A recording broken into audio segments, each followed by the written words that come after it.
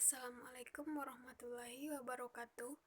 Perkenalkan, nama saya Rahma Anissa, NIM 18230039, mata kuliah Seminar Akuntansi Keuangan, dosen Bapak Febriandi Ananda, SE MSI.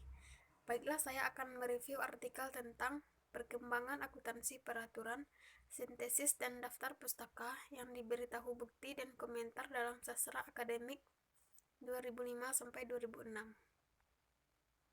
Satu pembahasan teori yang terkait dengan tema. Dalam artikel ini, mengembangkan bimbingan penelitian di literatur akademik 2005-2006 yang berkaitan dengan peraturan akuntansi. Penelitian ini ditujukan terutama dalam menginformasikan kepada khalayak akademis. Temuan seringkali relevan dengan perdebatan peraturan saat ini juga. Untuk tujuan ini menyediakan ringkasan yang nyaman dan rinci serta analisis terkait regulasi literatur untuk kepentingan praktis dan regulator.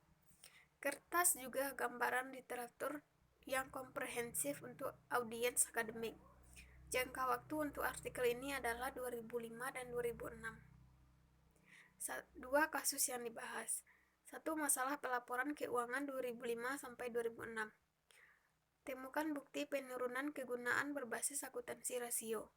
Nobes 2005 mencoba menjelaskan bagaimana menghitung transaksi tertentu menjadi terutama berbasis aturan. Chandra 2006 menemukan kemungkinan kelemahan dalam pedoman berbasis prinsip diatasi sebagian dengan memberikan pengingat tanggung jawab dan contoh pengungkap Sarbanes-Oxley. Dampak dari Sarbanes-Oxley pada pelaporan keuangan tetap ada topik utama penelitian akademis. Lobo dan Zhu 2006 meneliti apakah pelaporan keuangan menjadi lebih konservatif pasca sampai SOX.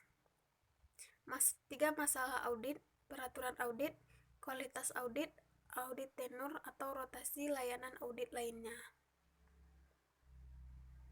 3. Objek atau sampel penelitian.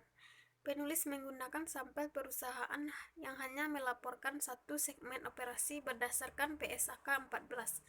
Temuan melaporkan beberapa segmen setelah penerapan PSAK 131. Perusahaan ini digunakan karena kemungkinan besar demikian perusahaan ini memanfaatkan keleluasaan yang diperbolehkan menurut PSAK 14 untuk dihindari melaporkan informasi segmen. 4. Teknik analisis data. Eksperimen mereka menggunakan 62 eksekutif dalam desain antara subjek yang memanipulasi komprehensif format pelaporan pendapatan dan apakah pendapatan yang diproyeksikan lebih penghasilan yang diperkirakan. Peraturan mereka menyajikan subjek dengan portofolio sekuritas, ekuitas, dan jumlah tunai yang dibutuhkan untuk hutang yang dibutuhkan pembayaran, dan meminta subjek untuk memutuskan sekuritas mana yang akan dijual. Hasil eksperimen menunjukkan bahwa eksekutif lebih cenderung mengelola penghasilan melalui penjualan sekuritas secara selektif dan kondisi transparansi rendah. 5. Hasil penelitian. Penulis memberikan wawasan dan kesimpulan tentang proses penilaian risiko sebagai kontribusi untuk proyek PCAOB dalam penelitian risiko. Pertanyaan yang diajukan oleh PCAOB dalam makalah pengarahan tahun 2005 dibahas, termasuk kegunaan proses bisnis dalam menilai risiko klien, pentingnya keahlian industri dan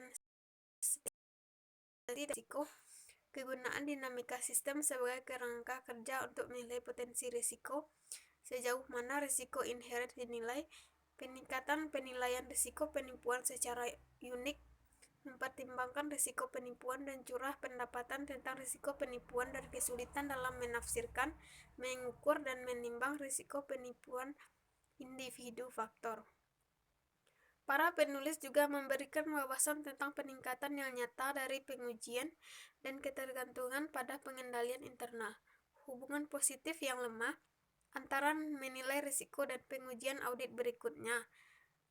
Tantangan menanggapi faktor global dalam menilai risiko dan tingkat kesehatan audit yang jelas model risiko. Baiklah, sekian penjelasan dari saya. Assalamualaikum warahmatullahi wabarakatuh.